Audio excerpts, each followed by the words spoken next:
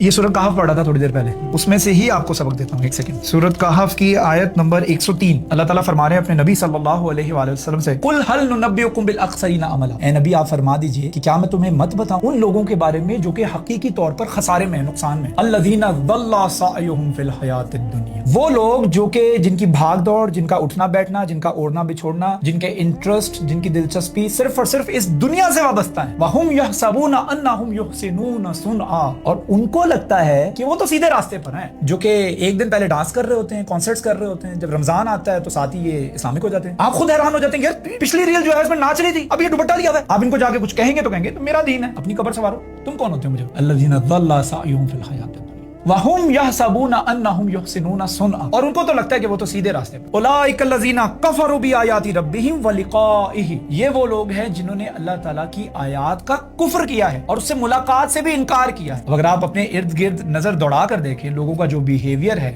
جس طریقے سے لوگ اپنے آپ کو کیری کرتے ہیں، جس طرح سے ایٹیٹیوڈ وہ کیری کرتے ہیں، آپ کو لگتا ہے کہ وہ اللہ تعالیٰ سے ملنے کا یقین رکھتے ہیں؟ اللہ تعالیٰ کی آیات کا کفر یہاں پر کرنے کا مقصد پتہ کیا ہے؟ اللہ تعالیٰ کی انسٹرکشنز، اس کی ہدایات کا کفر کیا۔ اللہ تعالیٰ نے منع فرمایا یہ کام نہیں کرنا، وہ کر رہے ہیں۔ اللہ تعالیٰ نے فرمایا یہ کام کرنا ہے، وہ نہیں کر رہے ہیں۔ فَحَبِطَتْ أَعْمَالُهُمْ فَلَا نُقِيمُ لَهُمْ يَوْمَ الْقِيَامَةِ وَزْنًا، ان کے اعمال جو ہیں یہ سارے کے سارے ضائع ہو جائیں گے۔ جو ان کو لگتا ہے نا رمضان کے مہینے میں جو یہ بالکل پائس ہو جاتے ہیں اور ایک دم سے ایک مہینے کے لیے ان کا کانٹینٹ چینج ہو جاتا ہے، سر جی وہ جو جسم فروشی کرتی ہے نا، چیریٹی تو وہ بھی دیتی ہے، یہ سوچ کر کہ اگر میں کچھ غلط کام کر رہی ہوں میں اس کو بیلنس کر لیتی ہوں چیریٹی دے کر، اگر میں غلط کانٹینٹ بناتا ہوں، کرنج کانٹینٹ بناتا ہوں، تو اس کو میں برابر کر لیتا ہوں، I just balance the equation by giving the charity، صدقہ دے کے، خیرات دے کے، لوگوں کے گھروں میں راشن باندھ کر، ان کے کرائے دے کر میں تو برابر کر دیتا ہوں۔ فَحَبِطَتْ أَعْمَالُهُمْ، ان کے جو سارے کے سارے اچھے عمل وہ سمجھتے ہیں نا ضائع ہو جائیں گے۔ فَلَا نُقِيمُ لَهُمْ يَوْمَ الْقِيَامَةِ وَزْنًا، اور قیامت کے دن ان کے لیے تو اسکیل بھی نہیں رکھا جائے گا، لوگوں کے لیے اسکیل رکھا جائے گا، ان کے اعمال تولے جائیں گے، جسے آپ پنجابی میں کنڈا بولتے ہیں، وہ کنڈا بھی نہیں رکھا جائے گا سر جی، they're just gonna be thrown into the hellfire۔ استغفر اللہ العظیم۔ آگے سنیے گا، ذَلِكَ جَزَاؤُهُمْ جَهَنَّمُ بِمَا كَفَرُوا وَاتَّخَذُوا آيَاتِي